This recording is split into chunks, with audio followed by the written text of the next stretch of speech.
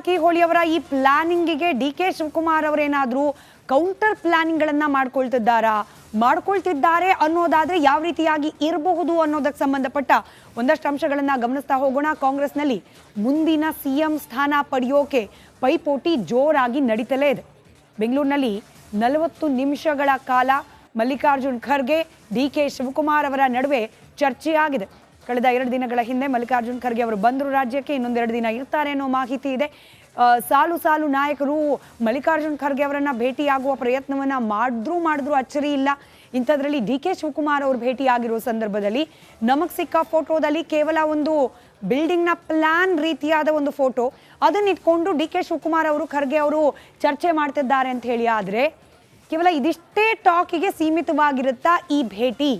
ರಾಜ್ಯದ ಪ್ರಸಕ್ತ ರಾಜಕೀಯ ವಿದ್ಯಮಾನಗಳ ಬಗ್ಗೆ ಸಮಾಲೋಚನೆ ನಡೆಸಿರೋದಿಲ್ವಾ ಅನ್ನೋ ಕುತೂಹಲ.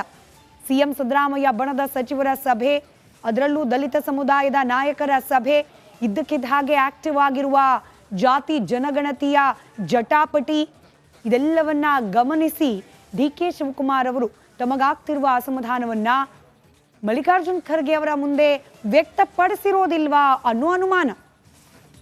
ಈ ರೀತಿಯಾಗಿ ರಹಸ್ಯ ಸಭೆಗಳನ್ನು ನಡೆಸೋದು, ಇಂಥವರೇ ಮುಖ್ಯಮಂತ್ರಿ ಆಗಲಿ ಅಂತ ಹೇಳಿ ಘೋಷಣೆಗಳನ್ನು ಕೂಗಿಸೋದು, ಅಭಿಯಾನಗಳನ್ನು ನಡೆಸೋದು, ಈ ಗುಂಪುಗಾರಿಕೆ, ಇದ್ರ ಬಗ್ಗೆ ನಿಮ್ಮ ಗಮನ ಇರಲೇಬೇಕು.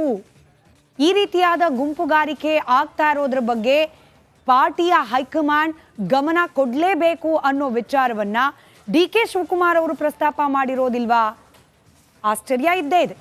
ಇನ್ನು ಹಿಂಗೆ ಮುಂದುವರ್ಕೊಂಡು ಹೋದ್ರೆ ಸತೀಶ್ ಜಾರಕಿಹೊಳಿ ಅವರು CM, MB. Patil CM, Satish Jarkiholi ಅವರ ಪರವಾಗಿ ಅಭಿಯಾನ, ಹಾಗೆ ಅವ್ರ ಮನೆಯಲ್ಲಿ ಭೇಟಿ, ಚರ್ಚೆ, ಸಭೆ ಇತ್ಯಾದಿ ಹಿಂಗೆಲ್ಲ ಆಗ್ತಾ ಇದ್ರೆ ನನಗೆ ಕೌಂಟರ್ ಕೊಡೋಕೇನೆ ಇವೆಲ್ಲ ನಡೀತಿದೆ ಅಂತ ಹೇಳಿ ನಾನು ಯಾಕೆ ಪರಿಗಣಿಸಬಾರ್ದು ಅಂತ ಹೇಳಿ ಚರ್ಚೆ ಮಾಡಿರುವ ಸಾಧ್ಯತೆ ಇದೆ ಡಿ.ಕೆ. ಶಿವಕುಮಾರ್ ಅವರು ಮಲ್ಲಿಕಾರ್ಜುನ್ ಖರ್ಗೆ ಅವರ ಬಳಿಯಲ್ಲಿ. ಈಗ ಈ ಸರ್ಕಾರ ರಚನೆ ಆಗೋ ಸಂದರ್ಭದಲ್ಲೇನೆ ದೆಹಲಿಗೆ ದೌಡಾಯಿಸ್ತಾರೆ ಸಿದ್ದರಾಮಯ್ಯನವರು ಹಾಗೆ ಡಿ.ಕೆ. ಶಿವಕುಮಾರ್ ಅವರು. ಮುಖ್ಯಮಂತ್ರಿ ಯಾರಾಗಬೇಕು ಅನ್ನೋ ವಿಚಾರಕ್ಕೆ ಸಂಬಂಧಪಟ್ಟಂತೆ ಸುದೀರ್ಘವಾಗಿ 2-3 ದಿನಗಳ ಕಾಲ ಹೈಕಮಾಂಡ್ ಮಟ್ಟದಲ್ಲಿ ಚರ್ಚೆ. ಆಗ ಮಾಧ್ಯಮಗಳಿಗೆ ಸಿಕ್ಕ ಮಾಹಿತಿ ಸಿದ್ದರಾಮಯ್ಯನವರು ಸದ್ಯಕ್ಕೆ ಸಿಎಂ, ಅದಾದ ನಂತರದಲ್ಲಿ ಡಿ.ಕೆ. ಶಿವಕುಮಾರ್ ಅನ್ನೋ ರೀತಿಯ ಒಪ್ಪಂದ. ಈಗ ಆಗ್ಲೇ ಆಗಿರುವ ಒಪ್ಪಂದದ ಪ್ರಕಾರ ಸಿದ್ದರಾಮಯ್ಯನವರು ತಮ್ಮ ಮುಖ್ಯಮಂತ್ರಿ ಕುರ್ಚಿಯನ್ನ ಯಾವುದೇ ಕಾರಣಕ್ಕೆ ಖಾಲಿ ಮಾಡಿದ್ರು ಕೂಡ ಅಲ್ಲಿ ರೀಪ್ಲೇಸ್ ಆಗಬೇಕಾಗಿರೋದು ಡಿ.ಕೆ. ಶಿವಕುಮಾರ್ ಅವರು. ಆದರೆ ಇದಕ್ಕೆ ಪರ್ಯಾಯ ಅನ್ನೋ ರೀತಿಯಲ್ಲಿ ಆಗ್ತಾ ಇರುವ ಬೆಳವಣಿಗೆಗಳು ಸಹಜವಾಗಿ ಡಿ.ಕೆ. ಶಿವಕುಮಾರ್ ಅವರಿಗೆ ಅಸಮಾಧಾನಕ್ಕೆ ಕಾರಣವಾಗ್ತಾ ಇದೆ. ನನಗೆ ಕೌಂಟರ್ ಕೊಡ್ಲಿಕ್ಕೇನೆ ಈ ರೀತಿಯಾದ ಸಭೆಗಳು ನಡೀತಾ ಇದೆ, ರಹಸ್ಯ ಚರ್ಚೆಗಳು ನಡೀತಾ ಇದೆ ಅನ್ನೋ ಅಸಮಾಧಾನವನ್ನ ಡಿ.ಕೆ. ಶಿವಕುಮಾರ್ ಅವರು ಮಲ್ಲಿಕಾರ್ಜುನ್ ಖರ್ಗೆ ಅವರ ಮುಂದೆ ವ್ಯಕ್ತಪಡಿಸಿದ್ರು ಕೂಡ ಅಚ್ಚರಿ ಇಲ್ಲ. ಸಿಎಂ ಸಿದ್ದರಾಮಯ್ಯನವರಿಗೆ ನಾನು ಸಂಪೂರ್ಣವಾಗಿ ಸಹಕಾರ ನೀಡ್ತಾ ಇದ್ದೇನೆ, ಹೈಕಮಾಂಡ್ನವರು ಯಾವ ರೀತಿಯಾಗಿ ನನಗೆ ಸಂದೇಶವನ್ನ ಕೊಟ್ಟು ಕಳಿಸಿದ್ರು, ಹೈಕಮಾಂಡ್ನ ಆಜ್ಞೆಯನ್ನ ನಾನು ಶಿರಸಾವಹಿಸಿ ಪಾಲನೆ ಮಾಡ್ತಾ ಇದ್ದೇನೆ. ನಾನೆಲ್ಲೂ ಹೇಳ್ತಿಲ್ಲ ಸಿದ್ದರಾಮಯ್ಯನವ್ರು ಕೆಳಗಿಳಿತಾರೆ ನಾನು ಮುಖ್ಯಮಂತ್ರಿ ಆಗ್ತೀನಿ ಅಂತ ಹೇಳಿ. ನಾನು ಸೈಲೆಂಟ್ ಆಗಿರೋ ಸಂದರ್ಭದಲ್ಲಿ ಬೇರೆಯವ್ರು ಮಾತನಾಡೋ ಹಾಗಿಲ್ಲ. ಬೇರೆಯವ್ರು ಮಾತನಾಡ್ತಾ ಇರೋದು ನನಗೆ ಕೌಂಟರ್, ಹೀಗಾಗಿ ಅವರನ್ನ ಸುಮ್ಮನೆ ಮಾಡಿ ನೀವು ಅಂತ ಹೇಳಿ ಡಿ.ಕೆ. ಶಿವಕುಮಾರ್ ಅವರು ಡಿಮ್ಯಾಂಡ್ ಇಟ್ಟಿದ್ರು, ಅಚ್ಚರಿ ಇಲ್ಲ.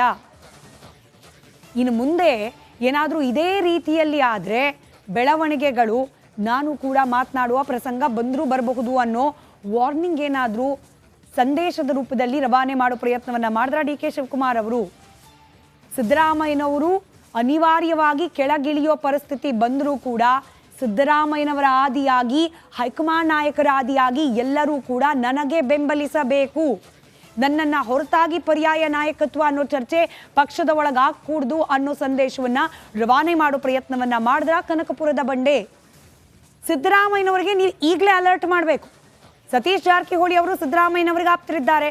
ಸಿದ್ದರಾಮಯ್ಯನವರೇನಾದರೂ ಇನ್ ಕೇಸ್ ಮೂಡ ವಿಚಾರಕ್ಕೆ ಸಂಬಂಧಪಟ್ಟಂತೆ ನಾನು ಸ್ಟೆಪ್ ಡೌನ್ ಆದರೆ ನನ್ನದೇ ಬಣದ, ನನ್ನದೇ ಬಳಗದ, ನನಗೆ ಆಪ್ತರಾಗಿರುವವರೇ ಮುಖ್ಯಮಂತ್ರಿ ಕುರ್ಚಿ ಮೇಲೆ ಕೂಡ್ಲಿ ಅನ್ನೋ ರೀತಿಯ ಪ್ಲಾನಿಂಗ್ ಇದ್ದರೆ ಸುತಾರಾಮ್ ಅದಕ್ಕೆ ಅವಕಾಶ ಸಿಗಬಾರ್ದು. ಈಗಲೇ ಸಿದ್ದರಾಮಯ್ಯನವರಿಗೆ ಇದೊಂದು ಸೂಚನೆಯನ್ನು ನೀವು ನೀಡಿ ಅಂತ ಹೇಳಿ ಡಿ.ಕೆ. ಶಿವಕುಮಾರ್ ಮಲ್ಲಿಕಾರ್ಜುನ್ ಖರ್ಗೆ ಅವರ ಮುಂದೆ ಹೇಳಿದ್ದಾರೆ ಅನ್ನೋ ಮಾಹಿತಿ ನಮಗೆ ಲಭ್ಯವಾಗ್ತಾ ಇದೆ. ಜಾರಕಿಹೊಳಿ ಅವರ ಈ ಪ್ಲಾನಿಂಗಿಗೆ ಡಿ.ಕೆ. ಶಿವಕುಮಾರ್ ಅವರೇನಾದರೂ ಕೌಂಟರ್ ಪ್ಲಾನಿಂಗ್ಗಳನ್ನು ಮಾಡ್ಕೊಳ್ತಿದ್ದಾರಾ, ಮಾಡ್ಕೊಳ್ತಿದ್ದಾರೆ ಅನ್ನೋದಾದ್ರೆ ಯಾವ ರೀತಿಯಾಗಿ ಇರಬಹುದು ಅನ್ನೋದಕ್ಕೆ ಸಂಬಂಧಪಟ್ಟ ಒಂದಷ್ಟು ಅಂಶಗಳನ್ನ ಗಮನಿಸ್ತಾ ಹೋಗೋಣ. ಕಾಂಗ್ರೆಸ್ನಲ್ಲಿ ಮುಂದಿನ ಸಿಎಂ ಸ್ಥಾನ ಪಡೆಯೋಕೆ ಪೈಪೋಟಿ ಜೋರಾಗಿ ನಡೀತಲೇ ಇದೆ. ಬೆಂಗಳೂರಿನಲ್ಲಿ 40 ನಿಮಿಷಗಳ ಕಾಲ ಮಲ್ಲಿಕಾರ್ಜುನ್ ಖರ್ಗೆ ಡಿಕೆ ಶಿವಕುಮಾರ್ ಅವರ ನಡುವೆ ಚರ್ಚೆಯಾಗಿದೆ. ಕಳೆದ 2 ದಿನಗಳ ಹಿಂದೆ ಮಲ್ಲಿಕಾರ್ಜುನ್ ಖರ್ಗೆ ಅವರು ಬಂದರು ರಾಜ್ಯಕ್ಕೆ, ಇನ್ನೊಂದು 2 ದಿನ ಇರ್ತಾರೆ ಅನ್ನೋ ಮಾಹಿತಿ ಇದೆ. ಸಾಲು ನಾಯಕರು ಮಲ್ಲಿಕಾರ್ಜುನ್ ಖರ್ಗೆ ಅವರನ್ನ ಭೇಟಿಯಾಗುವ ಪ್ರಯತ್ನವನ್ನ ಮಾಡಿದ್ರು ಅಚ್ಚರಿ ಇಲ್ಲ. ಇಂಥದ್ರಲ್ಲಿ ಡಿ ಕೆ ಶಿವಕುಮಾರ್ ಅವರು ಭೇಟಿಯಾಗಿರೋ ಸಂದರ್ಭದಲ್ಲಿ ನಮಗೆ ಸಿಕ್ಕ ಫೋಟೋದಲ್ಲಿ ಕೇವಲ ಒಂದು ಬಿಲ್ಡಿಂಗ್ನ ಪ್ಲಾನ್ ರೀತಿಯಾದ ಒಂದು ಫೋಟೋ, ಅದನ್ನ ಇಟ್ಕೊಂಡು ಡಿ ಕೆ ಶಿವಕುಮಾರ್ ಅವರು ಖರ್ಗೆ ಅವರು ಚರ್ಚೆ ಮಾಡ್ತಿದ್ದಾರೆ ಅಂತ ಹೇಳಿ. ಆದರೆ ಕೇವಲ ಇದಿಷ್ಟೇ ಟಾಕಿಗೆ ಸೀಮಿತವಾಗಿರುತ್ತಾ ಈ ಭೇಟಿ? ರಾಜ್ಯದ ಪ್ರಸಕ್ತ ರಾಜಕೀಯ ವಿದ್ಯಮಾನಗಳ ಬಗ್ಗೆ ಸಮಾಲೋಚನೆ ನಡೆಸಿರೋದಿಲ್ವಾ ಅನ್ನೋ ಕುತೂಹಲ. ಸಿಎಂ ಸಿದ್ದರಾಮಯ್ಯ ಬಣದ ಸಚಿವರ ಸಭೆ, ಅದರಲ್ಲೂ ದಲಿತ ಸಮುದಾಯದ ನಾಯಕರ ಸಭೆ, ಇದ್ದಕ್ಕಿದ್ದ ಹಾಗೆ ಆಕ್ಟಿವ್ ಆಗಿರುವ ಜಾತಿ ಜನಗಣತಿಯ ಜಟಾಪಟಿ, ಇದೆಲ್ಲವನ್ನ ಗಮನಿಸಿ ಡಿ ಕೆ ಶಿವಕುಮಾರ್ ಅವರು ತಮಗಾಗ್ತಿರುವ ಅಸಮಾಧಾನವನ್ನ ಮಲ್ಲಿಕಾರ್ಜುನ್ ಖರ್ಗೆ ಅವರ ಮುಂದೆ ವ್ಯಕ್ತಪಡಿಸಿರೋದಿಲ್ವಾ ಅನ್ನೋ ಅನುಮಾನ. ಈ ರೀತಿಯಾಗಿ ರಹಸ್ಯ ಸಭೆಗಳನ್ನ ನಡೆಸೋದು, ಇಂಥವರೇ ಮುಖ್ಯಮಂತ್ರಿ ಆಗಲಿ ಅಂತ ಹೇಳಿ ಘೋಷಣೆಗಳನ್ನ ಕೂಗಿಸೋದು, ಅಭಿಯಾನಗಳನ್ನ ನಡೆಸೋದು, ಈ ಗುಂಪುಗಾರಿಕೆ, ಇದ್ರ ಬಗ್ಗೆ ನಿಮ್ಮ ಗಮನ ಇರಲೇಬೇಕು. ಈ ರೀತಿಯಾದ ಗುಂಪುಗಾರಿಕೆ ಆಗ್ತಾ ಇರೋದ್ರ ಬಗ್ಗೆ ಪಾರ್ಟಿಯ ಹೈಕಮಾಂಡ್ ಗಮನ ಕೊಡಲೇಬೇಕು ಅನ್ನೋ ವಿಚಾರವನ್ನ ಡಿ ಕೆ ಶಿವಕುಮಾರ್ ಅವರು ಪ್ರಸ್ತಾಪ ಮಾಡಿರೋದಿಲ್ವಾ? ಆಶ್ಚರ್ಯ ಇದ್ದೇ ಇದೆ. ಇನ್ನು ಹಿಂಗೆ ಮುಂದುವರ್ಕೊಂಡು ಹೋದ್ರೆ ಸತೀಶ್ ಜಾರಕಿಹೊಳಿ ಅವರು CM, M B Patil CM, Satish Jarkiholi ಅವರ ಪರವಾಗಿ ಅಭಿಯಾನ, ಹಾಗೆ ಅವ್ರ ಮನೆಯಲ್ಲಿ ಭೇಟಿ, ಚರ್ಚೆ, ಸಭೆ ಇತ್ಯಾದಿ ಹಿಂಗೆಲ್ಲ ಆಗ್ತಾ ಇದ್ರೆ ನನಗೆ ಕೌಂಟರ್ ಕೊಡೋಕೇನೆ ಇವೆಲ್ಲ ನಡೀತಿದೆ ಅಂತ ಹೇಳಿ ನಾನು ಯಾಕೆ ಪರಿಗಣಿಸಬಾರ್ದು ಅಂತ ಹೇಳಿ ಚರ್ಚೆ ಮಾಡಿರುವ ಸಾಧ್ಯತೆ ಇದೆ ಡಿ ಕೆ ಶಿವಕುಮಾರ್ ಅವರು ಮಲ್ಲಿಕಾರ್ಜುನ್ ಖರ್ಗೆ ಅವರ ಬಳಿಯಲ್ಲಿ. ಈಗ ಈ ಸರ್ಕಾರ ರಚನೆ ಆಗೋ ಸಂದರ್ಭದಲ್ಲೇನೆ ದೆಹಲಿಗೆ ದೌಡಾಯಿಸ್ತಾರೆ ಸಿದ್ದರಾಮಯ್ಯನವರು ಹಾಗೆ ಡಿ ಕೆ ಶಿವಕುಮಾರ್ ಅವರು. ಮುಖ್ಯಮಂತ್ರಿ ಯಾರಾಗಬೇಕು ಅನ್ನೋ ವಿಚಾರಕ್ಕೆ ಸಂಬಂಧಪಟ್ಟಂತೆ ಸುದೀರ್ಘವಾಗಿ 2-3 ದಿನಗಳ ಕಾಲ ಹೈಕಮಾಂಡ್ ಮಟ್ಟದಲ್ಲಿ ಚರ್ಚೆ. ಆಗ ಮಾಧ್ಯಮಗಳಿಗೆ ಸಿಕ್ಕ ಮಾಹಿತಿ ಸಿದ್ದರಾಮಯ್ಯನವರು ಸದ್ಯಕ್ಕೆ ಸಿಎಂ, ಅದಾದ ನಂತರದಲ್ಲಿ ಡಿ ಕೆ ಶಿವಕುಮಾರ್ ಅನ್ನೋ ರೀತಿಯ ಒಪ್ಪಂದ.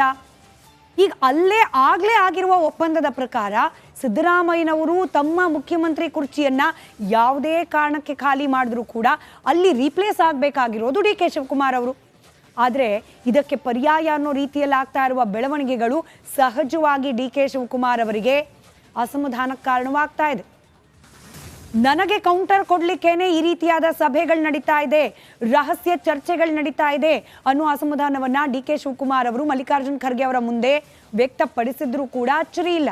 ಸಿಎಂ ಸಿದ್ದರಾಮಯ್ಯನವರಿಗೆ ನಾನು ಸಂಪೂರ್ಣವಾಗಿ ಸಹಕಾರ ನೀಡ್ತಾ ಇದ್ದೇನೆ, ಹೈಕಮಾಂಡ್ನವರು ಯಾವ ರೀತಿಯಾಗಿ ನನಗೆ ಸಂದೇಶವನ್ನ ಕೊಟ್ಟು ಕಳಿಸಿದ್ರು, ಹೈಕಮಾಂಡ್ನ ಆಜ್ಞೆಯನ್ನ ನಾನು ಶಿರಸಾವಹಿಸಿ ಪಾಲನೆ ಮಾಡ್ತಾ ಇದ್ದೇನೆ. ನಾನೆಲ್ಲೂ ಹೇಳ್ತಿಲ್ಲ ಸಿದ್ದರಾಮಯ್ಯನವ್ರು ಕೆಳಗಿಳಿತಾರೆ ನಾನು ಮುಖ್ಯಮಂತ್ರಿ ಆಗ್ತೀನಿ ಅಂತ ಹೇಳಿ. ನಾನು ಸೈಲೆಂಟ್ ಆಗಿರೋ ಸಂದರ್ಭದಲ್ಲಿ ಬೇರೆಯವ್ರು ಮಾತನಾಡೋ ಹಾಗಿಲ್ಲ. ಬೇರೆಯವ್ರು ಮಾತನಾಡ್ತಾ ಇರೋದು ನನಗೆ ಕೌಂಟರ್, ಹೀಗಾಗಿ ಅವರನ್ನ ಸುಮ್ಮನೆ ಮಾಡಿ ನೀವು ಅಂತ ಹೇಳಿ ಡಿ ಕೆ ಶಿವಕುಮಾರ್ ಅವರು ಡಿಮ್ಯಾಂಡ್ ಇಟ್ಟಿದ್ರು, ಅಚ್ಚರಿ ಇಲ್ಲ.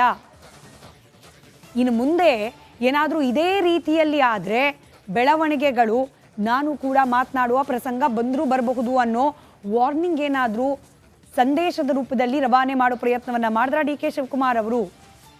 ಸಿದ್ದರಾಮಯ್ಯನವರು ಅನಿವಾರ್ಯವಾಗಿ ಕೆಳಗಿಳಿಯೋ ಪರಿಸ್ಥಿತಿ ಬಂದರೂ ಕೂಡ ಸಿದ್ದರಾಮಯ್ಯನವರ ಆದಿಯಾಗಿ, ಹೈಕಮಾಂಡ್ ನಾಯಕರ ಆದಿಯಾಗಿ ಎಲ್ಲರೂ ಕೂಡ ನನಗೆ ಬೆಂಬಲಿಸಬೇಕು, ನನ್ನನ್ನು ಹೊರತಾಗಿ ಪರ್ಯಾಯ ನಾಯಕತ್ವ ಅನ್ನೋ ಚರ್ಚೆ ಪಕ್ಷದ ಒಳಗಾಗಕೂಡ್ದು ಅನ್ನೋ ಸಂದೇಶವನ್ನ ರವಾನೆ ಮಾಡೋ ಪ್ರಯತ್ನವನ್ನ ಮಾಡಿದ್ರ ಕನಕಪುರದ ಬಂಡೆ. ಸಿದ್ದರಾಮಯ್ಯನವರಿಗೆ ನೀವು ಈಗಲೇ ಅಲರ್ಟ್ ಮಾಡಬೇಕು. ಸತೀಶ್ ಜಾರಕಿಹೊಳಿ ಅವರು ಸಿದ್ದರಾಮಯ್ಯನವರಿಗೆ ಆಪ್ತರಿದ್ದಾರೆ. ಸಿದ್ದರಾಮಯ್ಯನವರೇನಾದರೂ ಇನ್ ಕೇಸ್ ಮೂಡ ವಿಚಾರಕ್ಕೆ ಸಂಬಂಧಪಟ್ಟಂತೆ ನಾನು ಸ್ಟೆಪ್ ಡೌನ್ ಆದರೆ ನನ್ನದೇ ಬಣದ, ನನ್ನದೇ ಬಳಗದ, ನನಗೆ ಆಪ್ತರಾಗಿರುವವರೇ ಮುಖ್ಯಮಂತ್ರಿ ಕುರ್ಚಿ ಮೇಲೆ ಕೂಡ್ಲಿ ಅನ್ನೋ ರೀತಿಯ ಪ್ಲಾನಿಂಗ್ ಇದ್ರೆ ಸುತಾರಾಮ್ ಅದಕ್ಕೆ ಅವಕಾಶ ಸಿಗಬಾರ್ದು. ಈಗಲೇ ಸಿದ್ದರಾಮಯ್ಯನವರಿಗೆ ಇದೊಂದು ಸೂಚನೆಯನ್ನ ನೀವು ನೀಡಿ ಅಂತ ಹೇಳಿ ಡಿ ಕೆ ಶಿವಕುಮಾರ್ ಮಲ್ಲಿಕಾರ್ಜುನ್ ಖರ್ಗೆ ಅವರ ಮುಂದೆ ಹೇಳಿದ್ದಾರೆ ಅನ್ನೋ ಮಾಹಿತಿ ನಮಗೆ ಲಭ್ಯವಾಗ್ತಾ ಇದೆ.